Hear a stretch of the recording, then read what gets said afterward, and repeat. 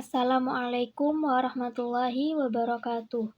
Perkenalkan, nama saya Yunita Maksuratun Filhiyam dari jurusan Manajemen Pendidikan Islam.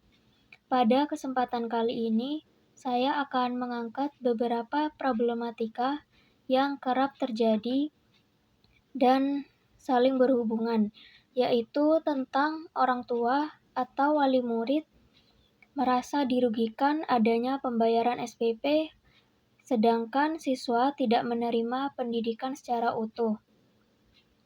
Seperti yang kita ketahui, tahun-tahun sebelumnya merupakan masa tersulit karena perekonomian mengalami penurunan drastis yang dihadapi seluruh sektor, salah satunya sektor pendidikan ikut mengalami dampaknya. Kondisi ini juga dirasakan oleh para orang tua yang mengalami krisis perekonomian, mulai beranggapan untuk apa membayar SPP, sedangkan sekolah tidak maksimal dalam memberikan kesiapan pembelajaran, menyebabkan belajar siswa menurun. Bahkan beberapa orang tua mengamati anaknya tidak belajar, hanya diberikan banyak tugas.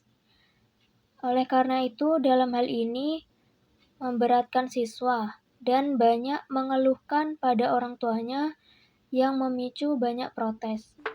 Untuk tetap mempertahankan kepercayaan orang tua, sekolah harus responsif, aktif memperhatikan kebutuhan siswa demi tujuan utama dengan inovasi yang efektif agar proses pembelajaran tetap berjalan maksimal meskipun dengan beberapa kekurangan yang terjadi.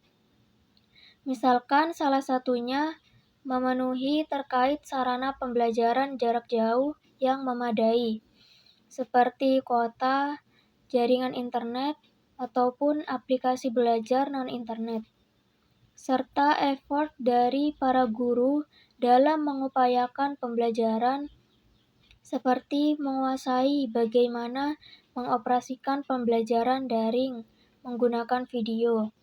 Jadi, peran guru tidak hanya memberi tugas saja pada peserta didik, tetapi juga melakukan interaksi melalui room game meet maupun media YouTube.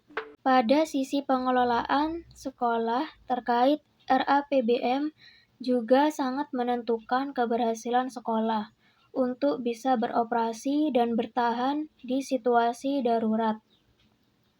Solusi pertama yakni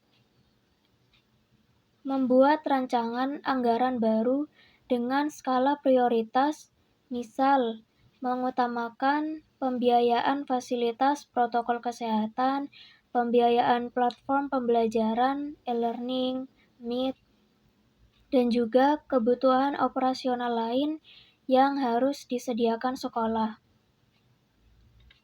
Kedua, evaluasi pemasukan dan pengeluaran untuk mendeteksi adanya pengeluaran yang berlebih dan menyimpang, agar tujuan keuangan tetap berada di jalur yang benar.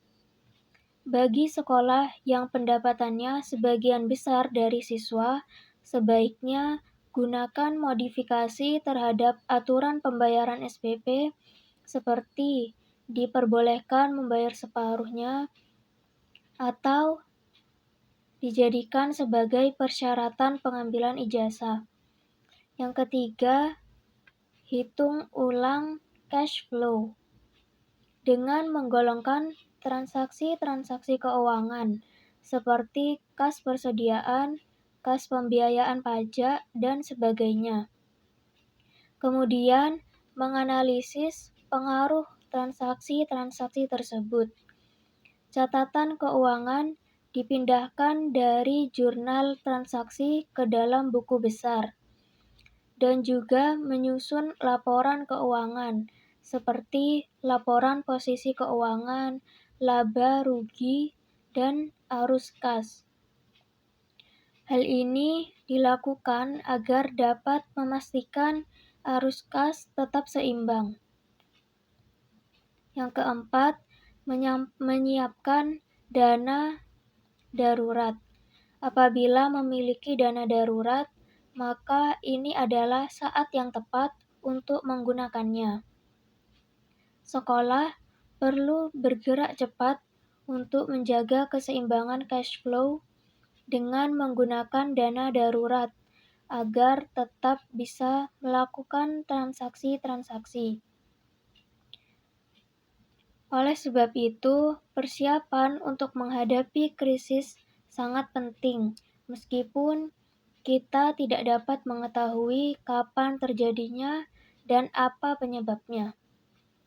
Setidaknya, sebagian dana dari program tahunan dapat menalangi keperluan proyek dan kegiatan sekolah selama setahun di masa darurat tersebut.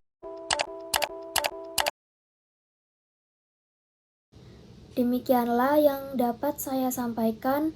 Kurang lebihnya mohon maaf. Wassalamualaikum warahmatullahi wabarakatuh.